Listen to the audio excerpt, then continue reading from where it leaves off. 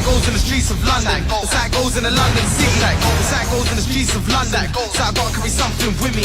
Today a legend is born, ready for vengeance rather than war. Ready for anything, ready for more. My English gang. Olá a todos, eu estou aqui em Londres, no London Studio da Sony Interactive Entertainment, o maior estúdio da Europa da Sony Interactive Entertainment, que existe desde 1993 e desenvolveu clássicos como o iToy ou o SingStar, por exemplo.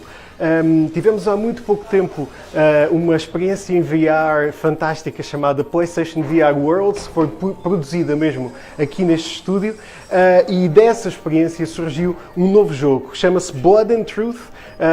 Nós fomos convidados para estar aqui na apresentação do jogo e perceber como é que tudo funciona para criar um jogo de realidade virtual extremamente imersivo, extremamente cinematográfico, acerca de um ex-militar que está a ter alguns problemas com o crime organizado aqui em Londres. Um jogo extremamente realista, com uma grande aventura que não vais querer perder. Sai já no dia 29 de maio e nós vamos continuar aqui no London Studio, falamos com os criadores do jogo e vamos mostrar tudo já de seguida, inclusive uma demonstração de motion capture a não perder. Até já! O que eu quero? A vossa organização. Ele não vai começar uma guerra, não tem poder suficiente. Eu vou lá descobrir. Vais simplesmente entrar? So, Blood and Truth is a new upcoming PlayStation VR game.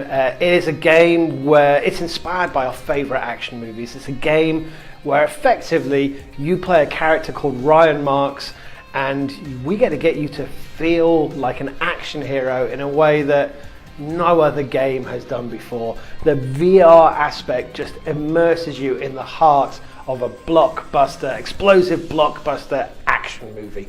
So we wanted to have a great story, right? We wanted to have something that really drove the player through the experience. So we partnered really early on with a chap called Rick Porras, who is a Hollywood-based producer and director. He was a second unit director on the Lord of the Rings movies, and he really helped us early on kind of get our story and our characters tightened up. And then when we actually came to do our motion capture, he was like a complete no-brainer to actually come over from the US. We did it all in Sweden, and he effectively directed our performances. So, I mean, story is so important, right? I mean, we wanted to have a story inspired by some of our favorite action movies, things like Die Hard. It's not just a person in a skyscraper, it's so much more. There's so much more kind of hinted at, and we wanted to get that with our performances, our cast, and just the kind of the environments that you're in, so really kind of sell the player in that regard. This was actually a new thing for us as a team. So we with the London Heist, we had a great cast, but they were voice actors. They were voice actors, and then we did some motion capture with different actors. And when we came to casting Blood and Truth, we had to get the right voice. They had to be authentic in that regard, but they had to look the part because, well, unlike London Heist, we scanned them in. We used 3D scanners to scan them in. So when you see Colin Salmon in the game, he looks like Colin Salmon in real life. And not only that, they had to be able to act. And it wasn't just like in TV or film where you have a shot and you cut away to something else. The player is the camera. The player, as he looks around or she looks around, is seeing different things. So when we have a scene with like 7 actors in that scene, they're all acting constantly. There's no escape for them because at any point the player could look at them. So it was super important, and it was definitely an element that we spent a lot of time and effort to try and get right. great thing about this and what Colin and the rest of the people at Sony were really found that very important was the fact that they wanted that drama in this game. They wanted the actors to have that emotion because as the player, you're going through it yourself, and I think you connect with the characters more when it's believable. Like you do anything, like you do the TV series or a film, and they were very conscious of making sure that the script was true, that what we were saying was believable, and that the bonds between the guys playing my brother and myself and the woman playing my mum and the other actors in the game were very strong. So that was lovely. And at first I genuinely did think it was just going to be quite an easy job because of the mocap stuff, but actually with the head cam that we had on, that was capturing everything. If we cried, if we laughed, if our eyebrows raised, if we squinted our nose ever so slightly, everything was captured. So we had to make sure that we were doing a performance that was worthy for anything. I love it. So my brothers are huge gamers and they were very, very excited and slightly jealous that I was in this. But I think the game's incredible. What you get to do in the game is just so much, it's just so different to anything that I've ever played before. And I think the content in it, the drama, the missions that you do is just incredible. And you can do it all sitting down in your pajamas, which is fantastic. So we have a system called 3D audio that tries to emulate how our brain and ears can hear positional sound. So what we do is that we have the positions from the game emitters, and this system is going to play the sound from that position to the person's ears through the headphones. So you can hear sounds that are above you, below you, or behind you thanks to this technology. Something that you couldn't hear if you just have stereo system, where the sound would just be moving from the left ear to the right ear, and in between it goes inside your head. So it's just a technology that allows you to hear in 360 audio. Because when we use this creatively, we try to create a fully immersive environment where when you're in any place in the level for Blood and Truth, all the ambiences are fully 360 audio. So it means you have sounds on the top of you, sounds all around. So we can use this technology to fully immerse inside a sort of sphere.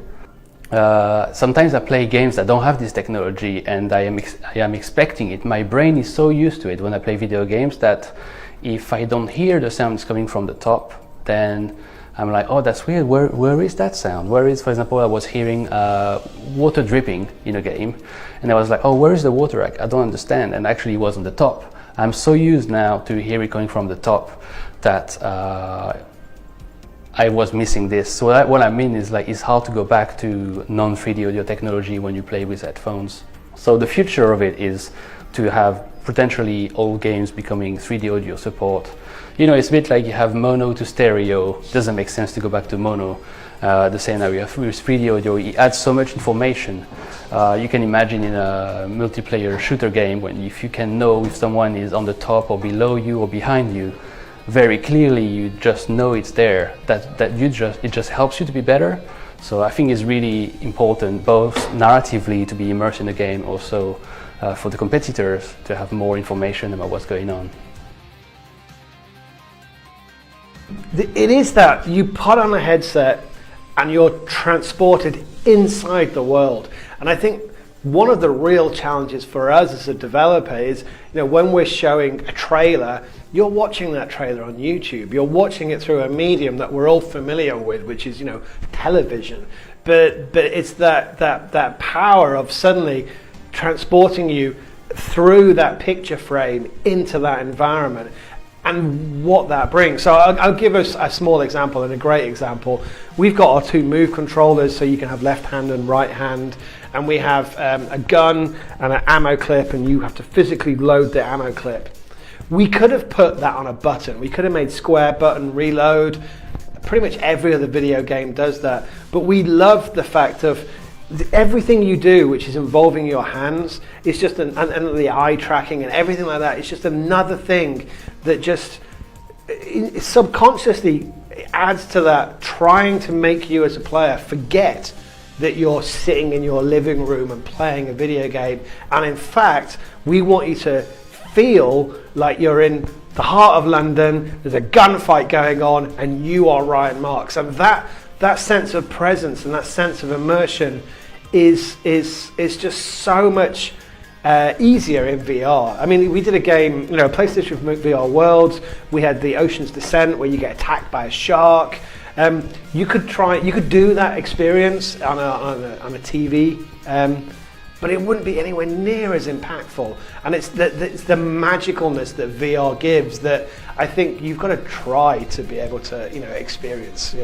VR is an amazing medium, and I think we're going to continue to see some great experiences in that. I think in the same way that mobile gaming hasn't killed console gaming, I think there's definitely elements that will work. Film isn't going away in the same way that books haven't gone away. But I think with experiences like Blood and Truth, where it's very much, we love action films, and we wanted to make an experience that was really authentic to that. I think there's real potential for doing crossovers in that regard. We have, unlike a lot of other games, we don't use Unreal, we don't use Unity. We have an engine team here, and our tools are all created internally. And the reason for that is PlayStation VR is super power intensive. You have to render at a really high frame rate. Hopefully this isn't too technical for the readers. Really high frame rate, 60 frames a second. You have to render in 2 eyes. So it's really important to have an engine that is super optimized for VR. And for us, when we have the objects interactions and the drama and the gunfights and making it all work seamlessly with close to 0 load times, we had to have a bespoke engine. So it was challenging, but I think it's really paid off. Side goes in the streets of London. Side goes in the London city. Side goes in the streets of London. Side got to be something with me. Today a legend is born, ready for vengeance rather than war. Ready for anything, ready for more. My English gangster, I'm dead for sure.